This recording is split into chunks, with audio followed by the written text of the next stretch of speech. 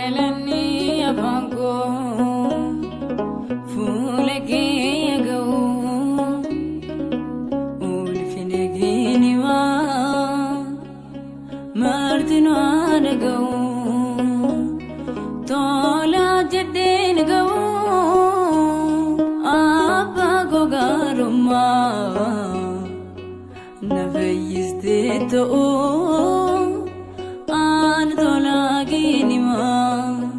Galani apango, fulegi agau, ulfinegi niwa, martino adagau, tola jedin gau, apago garuma, nafayiste to.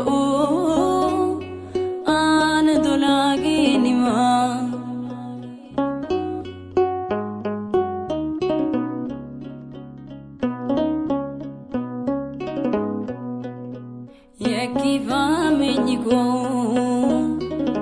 fulegi na doksi, kabaju dewi, ani apomike, adunya tfirome, dandi ke gadise, wala lumma koto, sina dagachise. Galani apango, fulegi agau, ulfinegi niwa, martino adagau, tola jedin gau, apago garuma, nafayiste to.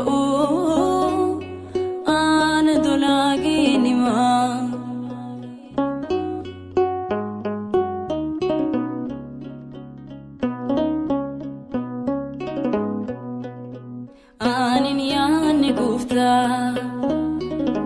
lubbuudhaan turuko,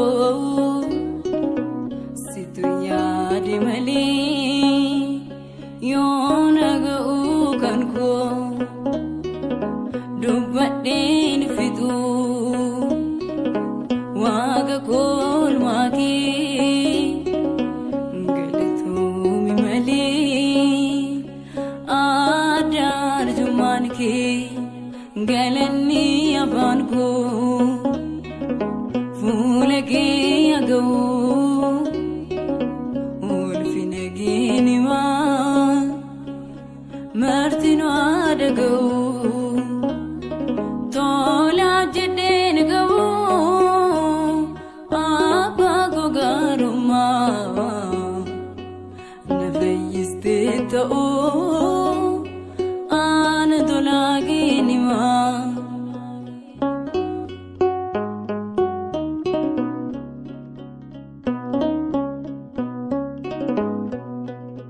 Bu'aayin arganne, oliif gadi jure, hundumaa ilaaleen, siitu anaaf jaale, kanatti ulfaate, baajubbuu sanaa, si'i kan oolchee. Galani apango, fulegi agau, ulfinegi niwa, martino adagau, tola jedin gau,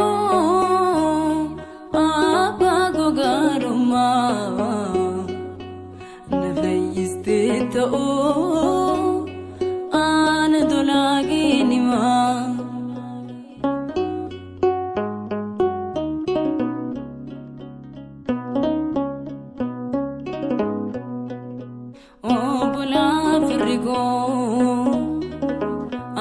Kekinan tani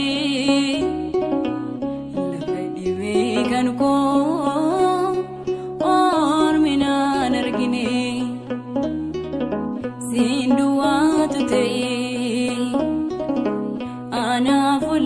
sako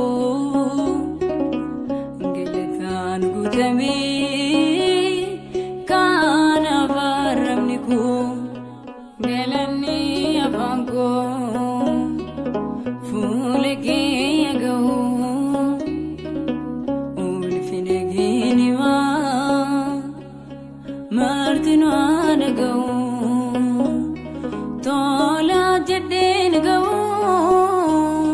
abba gogaruma nafayiste